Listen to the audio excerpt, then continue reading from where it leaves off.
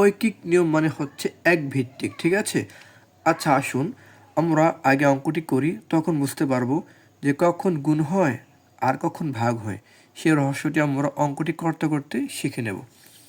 অঙ্কটি হলো 10 জন লোক একটি কাজ করে 20 দিনে, তাহলে 5 জন লোকের কাজটি করতে কত দিন সময় লাগবে, এ হচ্ছে প্রশ্ন। তো সমাধান করার জন্য আমরা আসলাম এখানে। 10 জন লোক কাজটি করে 20 দিনে, তো এখন একজন লোক কাজটি করে কি হবে এখানে, একজন লোক কাজটি করে এখন কি আমরা ভাগ দেব নাকি গুণ দেব?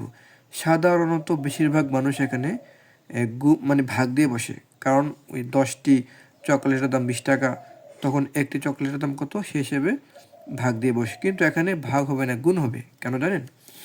কারণ 10 জন লোক কাজটি করে 20 দিনে, এখন একজন লোক কাজটি যদি করতে চায় তাহলে এখন কি দিন বেশি লাগবে না কম লাগবে? চিন্তা করুন।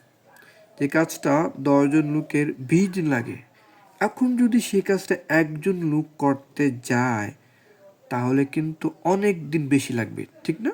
বেশি লাগবে। আর আমরা জানি গুণ করলে বাড়ে, ভাগ করলে কমে, তাই না? তো এখানে অবশ্যই কি হবে, এখানে অবশ্যই গুণ হবে, 10 গুণ 20 হবে, ঠিক আছে? ভাগ হবে না, কারণ এখানে 10 জনের তুলনায় একজন লোক কাজটি করতে গেলে অবশ্যই বেশি দিন লাগবে, সেজন্য গুণ হবে। এবার আসি 5 জন লোক কাজটি করে কত দিনে।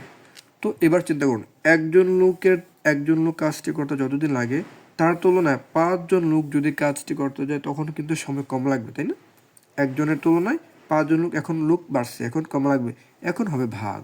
এবার 10 গুণ 20 ছিল আগে, নিচে হবে 5, 5-এর সাথে 2, এখানে হবে 40 দিন।